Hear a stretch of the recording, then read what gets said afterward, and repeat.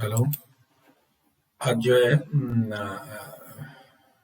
प्रिय विद्यार्थियों, आज जो है जिस विषय पर मैं चर्चा करूंगा that is oxy respiration.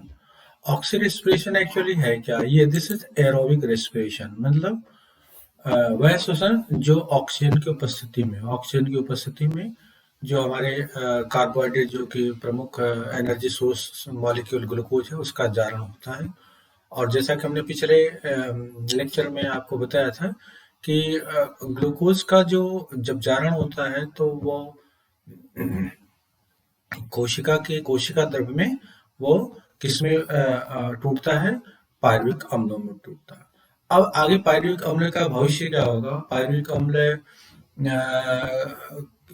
Oxygen की उपस्थिति में या अनुपस्थिति में किन किन फाइनल प्रोडक्ट में कन्वर्ट होते हैं। तो हम जानते हैं कि जो ऑक्सीजन की उपस्थिति में इनका जो पायरुविक अम्लों का जो भविष्य होता है वो फाइनली वो अपघटित होकर के कार्बन डाइऑक्साइड और वाटर मॉलिक्यूल का निर्माण करते हैं, जबकि फर्मेंटेशन के द्वारा ये अल्कोहल का निर्माण करते हैं और कुछ मात्रा में ऊर्जा उत्पन्न होती है, जो कि ये एनारोबिक रेस्पिरेशन की प्रक्रिया होती है जिसमें ऑक्सीजन की उपस्थिति नहीं होती है। लेकिन इसमें जो ऑक्सी रेस्पिरेशन है, इसमें ये जो कोशिका द्रव्य में बना हुआ, जो साइटोप्लाज्म में बना हुआ पायरुविक अम्ल है, ये जो है नेक्स्ट अपने जो अणुओं में टूटता है वो है एसिटिल कोएंजाइम ए। इसको हम ऑक्सीडेटिव डीकार्बोक्सिलेशन कहते हैं। ग्लाइकोलिसिस की प्रक्रिया पूरी होने के पश्चात कोशिका द्रव्य में जो पायरुविक अम्ल बनता है, जैसा कि हमने पहले बताया है, ये क्या है? ये माइटोकॉन्ड्रिया में प्रवेश करते हैं मैट्रिक्स में, और आगे के चरण में इनका अपघटन होता है। तो ये जो एक रिएक्शन हमने दिखाया यहाँ पे आप देख सकते हैं चित्र में कि जो एक ग्लूकोज मॉलिक्यूल से जो दो पायरुविक अम्ल बनाया है वह जो है जो एंजाइम की उपस्थिति में ये पायरुविक अम्ल NADH में अपचयित होता है, एक कार्बन डाइऑक्साइड मॉलिक्यूल मुक्त होता है और इसके लिए कोएंजाइम की आवश्यकता होती है, और जो अंतिम उत्पाद इसका बनता है इस ऑक्सीडेटिव डीकार्बोक्सिलेशन का हुआ है एसिटिल कोएंजाइम ए।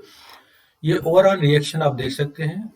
इसमें दो पायरुविक अम्ल इसलिए है कि एक ग्लूकोज मॉलिक्यूल जब अपघटित होता है तो दो पायरुविक अम्ल होते हैं, तो हर स्टेप के लिए एक NAD की आवश्यकता होती है, तो इसलिए कुल मिला के दो NAD प्लस यहाँ पे इस्तेमाल होती है, दो कोएंजाइम इस्तेमाल होती है, और जो इनका प्रोडक्ट जो बनता है ये है क्या है? दो acetyl coenzyme. Nicotinamide adenine dinucleotide ये क्या है? ये अपचयित हो जाते हैं NADH और 2H+ में, और दो कार्बन डाइऑक्साइड, हर चरण में एक कार्बन डाइऑक्साइड यहाँ पे देख सकते हो निकालते हैं।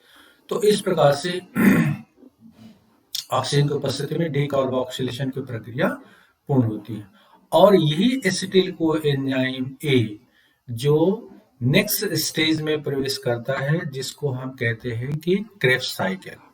ठीक है, क्रेब्स साइकिल को कई नामों से भी जाना जाता है।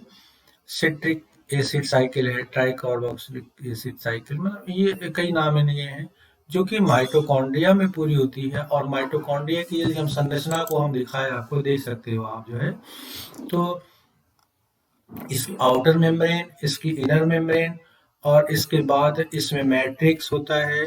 इसमें जो inner membrane finger like processes जो होते हैं जिसको हम क्रिस्टी कहते हैं।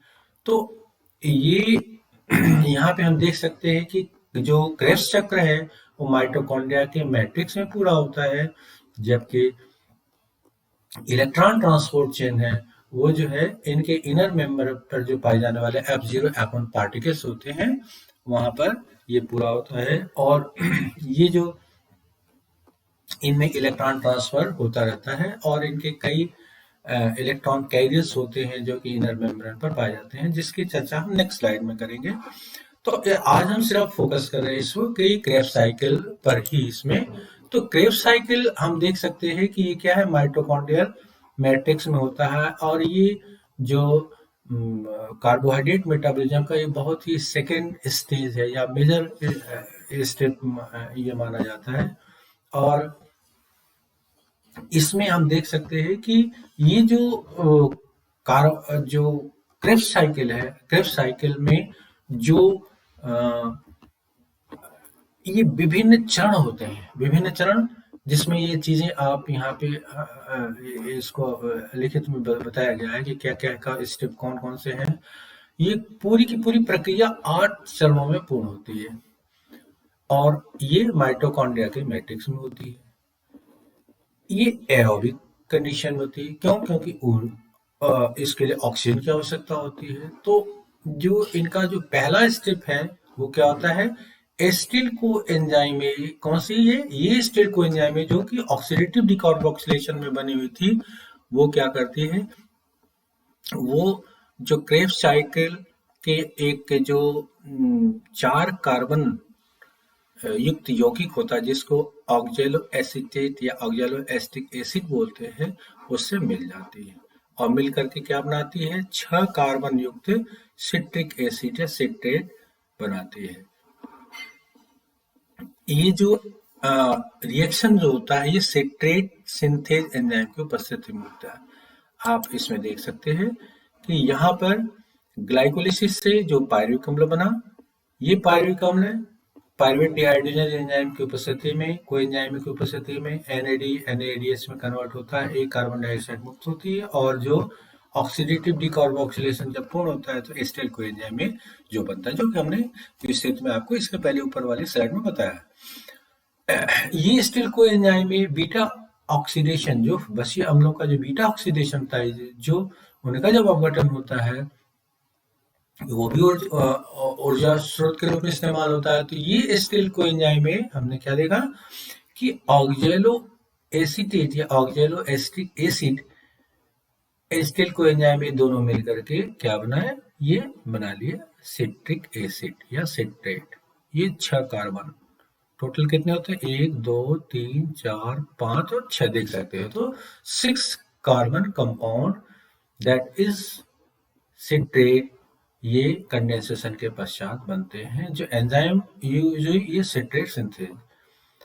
और इसमें अगले चरण में आप देख सकते हो कि एकोनिटेज एंजाइम की उपस्थिति में ये आइसोसिट्रेट में परिवर्तित हो जाती है। कार्बन की संख्या उतनी ही रहती है इसमें, बट ये आइसोसिट्रेट ये क्या है? अगले चरण में अल्फा कीटो ग्लूटरेट या इसका आयनिक फॉर्म है, इसको अल्फा कीटो ग्लूटरिक एसिड कहते हैं, में परिवर्तित हो जाता है। जो एंजाइम इस चरण में प्रयुक्त होती है वो होती है आइसोसिट्रेट डिहाइड्रोजनेज, और यहाँ पर एक NAD मॉलिक्यूल का अपचयन होता है, NADH में परिवर्तित हो जाता है। इस स्टेप में there is elimination of 1 molecule of carbon dioxide. आप देख सकते हैं यहाँ पे एक कार्बन डाइऑक्साइड मॉलिक्यूल निकल गई। तो इस प्रकार से इसमें कुल कितने? एक कार्बन डाइऑक्साइड के निकलने से, एक कार्बन के निकलने से 5 कार्बन युक्त 5 कार्बन कंपाउंड जो बना हुआ है अल्फा कीटो ग्लूटरिक एसिड।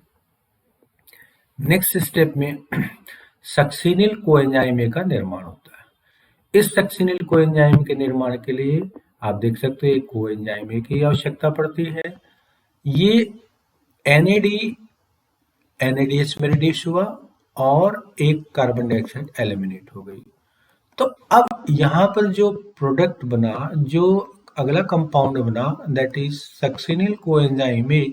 ये सक्सिनिल कोएंजाइम में अगर हम देखें number of carbon, there are only 4 carbon.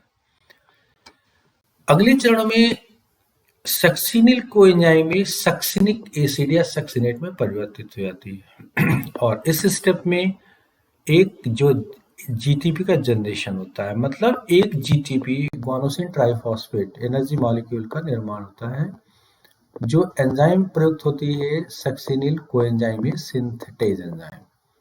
तो GTP एक फॉस्फेट को ग्रहण करके GTP में कन्वर्ट हो जाता है। अब ये 4 कार्बन युक्त जो मॉलिक्यूल है, जो सक्सिनिक एसिड है, ये सक्सिनेट डिहाइड्रोजनेज एंजाइम की उपस्थिति में ये सब माइटोकॉन्ड्रियल मैट्रिक्स में होता है। फ्लेविन एडेनिन डाइन्यूक्लियोटाइड FAD यहाँ पर एक जो रिड्यूस होता है, अपचयित होता है, और जो ये सक्सिनिक अम्ल है वो किसमें, फ्यूमरिक अम्ल में परिवर्तित हो जाता है। इसके बाद अगले चरण में इससे एक वाटर मॉलिक्यूल एसोसिएट होकर के फ्यूमरेज एंजाइम की उपस्थिति में मैलेट या मैलिक अम्ल में परिवर्तित हो जाता है। कार्बन, अब इसमें अगर हम देखें कार्बन की संख्या देखें तो कार्बन 4 ही इसमें है, देख सकते हो आप कि देयर आर ओनली 4, 1 2 3 और 4, only 4 carbons are there in malate या malic acid. In the next step malate gets converted into the oxaloacetate या ऑक्सैलो एसिटिक एसिड, और यहाँ पे इस चरण में हम देख सकते हैं मैलेट डिहाइड्रोजनेज एंजाइम, ये 8वां चरण है। मैलेट डिहाइड्रोजन की उपस्थिति में NAD+ gets reduce into NADH, मतलब NADH में ये अपचयित हो जाता है। तो इस प्रकार से यहाँ आकर के जो क्रेब्स चक्र है या ट्राई कार्बोक्सिलिक एसिड, जिसको TCA साइकिल बोलते हैं, एसिटिक एसिड साइकिल बोलते हैं, ये पूर्ण होती है। अब इसमें बहुत महत्वपूर्ण चीज ये होती है कि जो NAD FAD ये अपचयित हो जाते हैं, वो ऑक्सीडाइज होते हैं और अपना इलेक्ट्रॉन ट्रांसफर कर देते हैं, जो कि electron carriers mitochondrial inner membrane पर जो इलेक्ट्रॉन कैरियर्स होते हैं वो उनको रिसीव कर लेते हैं और FAD-H2 ये ऑक्सीकृत होकर के ATP का निर्माण करते हैं। अब देख सकते हैं हम यहाँ पे कि कुल जो क्रेब्स चक्र जो पूरा होता है, उसमें क्रेब्स चक्र पूरा होने में कौन कौन से चीजों का निर्माण होता है। 2 कार्बन डाइऑक्साइड के कितने मॉलिक्यूल एलिमिनेट होते हैं, 2, और इसमें यहाँ पर आप देख सकते हो कि जो सक्सिनिल को एंजाइम है, जो सक्सिनेट में कन्वर्ट होता है, तो कितना ATP जनरेट होता है, 1 ATP, एक्चुअली GTP है, ठीक है, तो ATP में कन्वर्ट होता है। जो 3 NAD+ जो है किस में रिड्यूस होते हैं, NADH में, एक FAD+ कन्वर्ट होता है FADH2 में। जो कौन कौन से स्टेप पे होता है, आइसोसेट्रेट से अल्फा कीटोग्लूटरिक एसिड वाले पे, अल्फा कीटोग्लूटरिक एसिड से सक्सिनिल को एंजाइम पे, सक्सिनिक एसिड से फ्यूमरिक एसिड पर एक FAD अपचयित हुआ, मैलेट के एसिड से ऑक्सैलो एसिटिक एसिड पर एक NAD। तो इस प्रकार से हम देख सकते हैं कि 2 मॉलिक्यूल एसिटिल, चूंकि एक ग्लूकोज मॉलिक्यूल 2 मॉलिक्यूल में कन्वर्ट होता है, इसलिए कितने बार क्रेब्स साइकिल चलेगी, 2 बार चलेगी क्रेब्स साइकिल, और इसके परिणाम स्वरूप ऊर्जा अधिक मात्रा में उत्पादित होती है। तो अगर हम इसको समराइज करें कि एक ग्लूकोज मॉलिक्यूल का कंप्लीट ऑक्सीडेशन होता है, तो क्रेब्स साइकिल कितने, 4 कार्बन डाइऑक्साइड, 6 NADH, 2 FADH2 और 2 ATP का जनरेशन करती है। और हम जानते हैं NADH जब ऑक्सीडाइज होता है 3 ATP बनाता है, इसके बराबर होता है 1 FADH2 2 ATP के बराबर होता है। तो इस प्रकार से Krebs cycle aerobic respiration, oxy respiration का एक महत्वपूर्ण चरण होता है। और नेक्स्ट जो स्लाइड में या आपको जो हम नेक्स्ट लेक्चर में डिस्कस करेंगे इलेक्ट्रॉन ट्रांसपोर्ट चेन के बारे में। सो आज ऑक्सी रेस्पिरेशन के लिए इतना ही। Thank you very much.